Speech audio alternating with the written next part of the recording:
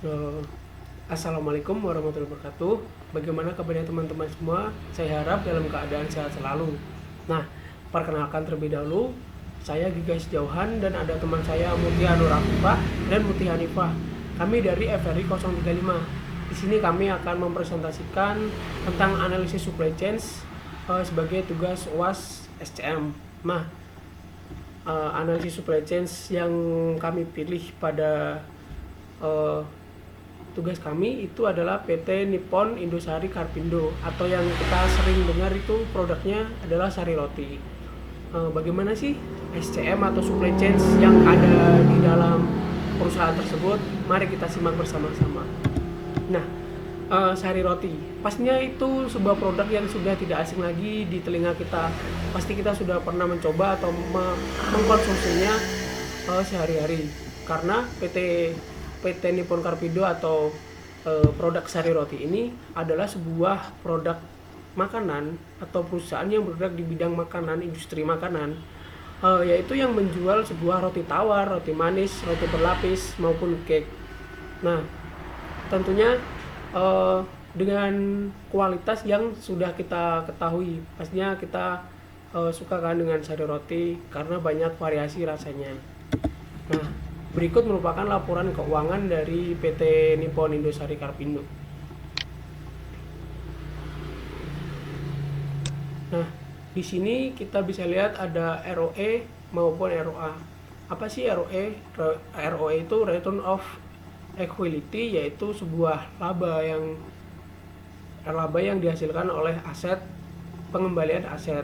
Kemudian ada ROA. ROA itu Return of Asset, yaitu mengetahui seberapa besar nilai pengembalian dari suatu aset yang dimilikinya. Nah, pada ROE PT Nippon Indosari Karpindo tersebut yaitu sebesar 4,80% tahun 2017 dan 4,36% pada tahun 2018. Sedangkan ROA-nya sendiri sekitar 2,97% pada tahun 2017 dan 2,89% pada tahun 2018. Nah, ini mohon maaf tabelnya kurang begitu jelas. Ini adalah tabel intisar keuangan dan rasio keuangan pada PT Nippon Indosari Karpindo. Jadi ada 2018, 17, 16, 15 dan 14. Nah, bagaimana sih strategi yang dibuat atau yang direncanakan pada PT Nippon Indosari Karpindo tersebut? Nah, berikut adalah strateginya ya. Pertama itu membuat raw material yang diperlukan untuk produksi dalam jumlah besar. Nah, PT Nippon Indosari Karpindo sendiri setiap hari itu pastinya selalu melakukan proses produksi atau proses membuat produk rotinya untuk dijual. Sehari itu kurang lebih 2 juta pieces roti diproduksi di perusahaan tersebut.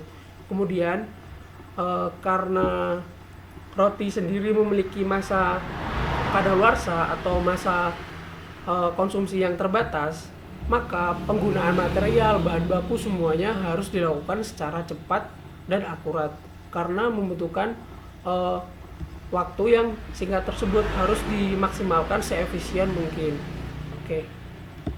Nah, berikut merupakan mapping supply chains existing. Nah, seperti tadi, pertama itu ada proses pemilihan bahan baku. Pemilihan bahan baku sendiri tidak main-main. Pastinya PT Nippon Indosari Karpindo sendiri sudah memiliki bahan baku yang sudah diseleksi ataupun kriterianya yang cukup tinggi untuk menjaga kualitasnya sebelum masuk ke pabrik. Nah, di pabrik ini akan mengalami atau melalui proses manufaktur atau pembuatan rotinya, yaitu mulai dari pengolahan bahan baku sampai pengemasan packagingnya semuanya di situ. Nah, PT Sari Roti sendiri memiliki proses bounce and mixing, yaitu sebuah proses di mana PT Sari Roti tersebut melakukan prosesnya itu cukup lama, tetapi untuk menjaga kualitasnya agar tetap bisa bertahan atau kualitasnya itu terjaga sehingga tidak membuat masyarakat atau konsumen itu kecewa. Nah, setelah itu lanjut lagi ke distribution center. Distribution centernya itu ada ke supermarket maupun direct selling toko. Nah, setelah itu pasti ke customer.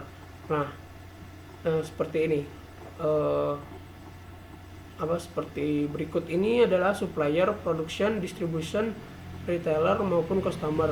Nah, suppliernya di sini itu untuk mensuplai bahan baku tadi, bahan baku yang sudah terpilih atau sudah diuji tentang kualitasnya. Nah, kemudian melalui proses produksi yang tadi ada sponge and mixing itu proses yang dilakukan oleh PT Nippon Indosari Carpindo untuk menjaga kualitas.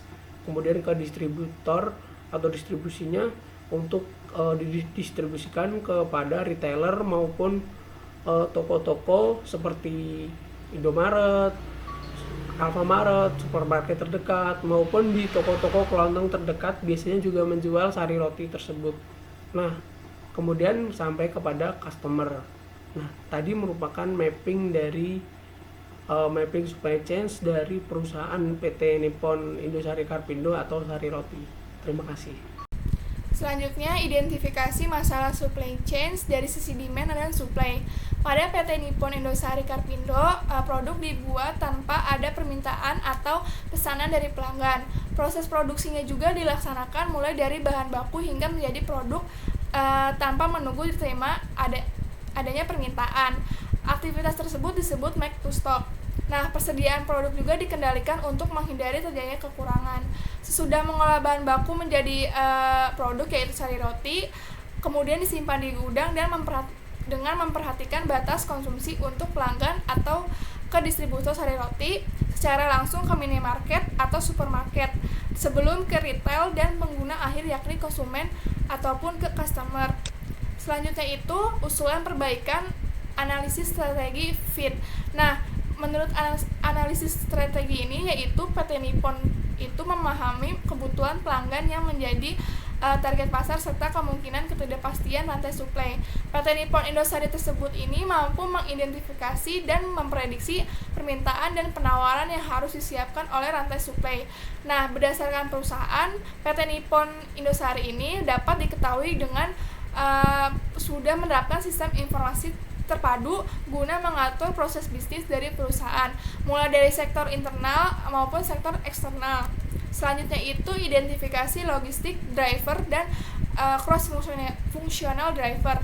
Nah, PT Nippon Indosari ini dapat diketahui terdapat 11 pabrik, yaitu terletak di Cikarang memiliki 2 pabrik, di Pasuruan 1 pabrik, di Semarang 1 pabrik, di Medan 1 pabrik, di Cibitung 1 pabrik, di Medan 1 pabrik, di Makassar 1 pabrik, di Palembang 1 pabrik, di Purwakarta 1 pabrik, Cikandas 1 pabrik, dan di luar Indonesia yaitu Filipina 1 pabrik.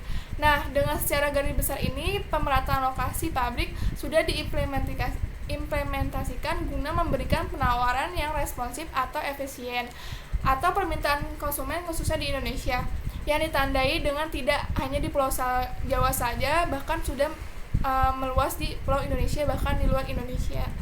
Nah, selanjutnya itu identifikasi usulan jaringan distribusi. Seperti pada gambar di atas itu, menurut usulan di sektor direct selling dengan menerapkan sistem penjualan online, melihat potensi konsumen yang sekarang yang sudah dimudahkan dalam melakukan segala akses khususnya di dalam transaksi. Nah, oleh karena itu diharapkannya adanya usulan yang telah dijelaskan bahwa perusahaan semakin maju dan hubungan konsumen terhadap perusahaan pun semakin erat dikarenakan kemudahan akses yang ada. Selanjutnya, ada permasalahan kondisi existing. Saat ini, PT Nippon Indosari Carpindo sedang menghadapi wabah COVID-19. Wabah COVID-19 ini telah mengganggu aktivitas perekonomian di seluruh dunia. Tercermin dari pertumbuhan ekonomi dunia yang diramalkan oleh IMF akan melambat 0,1% lebih rendah dari tahun 2019. Pemerintah Indonesia pun meramalkan pertumbuhan ekonomi dengan skenario terburuk hanya maksimal tumbuh 2,5% jika durasi wabah COVID-19 tetap masih berlangsung selama 3-6 bulan ke depan. Di Indonesia, pemerintah telah mengambil berbagai kebijakan dalam menghadapi penyebaran wabah COVID-19, misalnya pembebasan pajak hotel dan restoran, penundaan pembayaran utang bagi UMKM, dan kebijakan lainnya. Selanjutnya adalah analisis resiko pada PT Nippon Indosari Carpindo Tbk. Sebagaimana yang telah diketahui, PT Nippon Indosari Carpindo merupakan perusahaan yang menghasilkan produk berupa roti yang bermerek Sari Roti, sehingga permintaan pada perusahaan ini akan menetap atau bahkan akan meningkat dengan adanya wabah COVID-19. Dan dengan adanya peraturan yang menetapkan pembatasan sosial berskala besar atau PSBB, perusahaan membagi jumlah pekerja dengan sistem shift, tidak memperbolehkan berkelompok dalam satu ruangan yang sama, dan pelaksanaan protokol seperti pemeriksaan suhu tubuh. Dan dengan adanya PSBB ini akan menimbulkan resiko bagi perusahaan, seperti berkurangnya performasi perusahaan dalam melakukan supply untuk demand yang diperlukan, dan peningkatan inventory yang diakibatkan oleh keterlambatan pada bagian pendistribusian produk. Selanjutnya, rantai pasokan.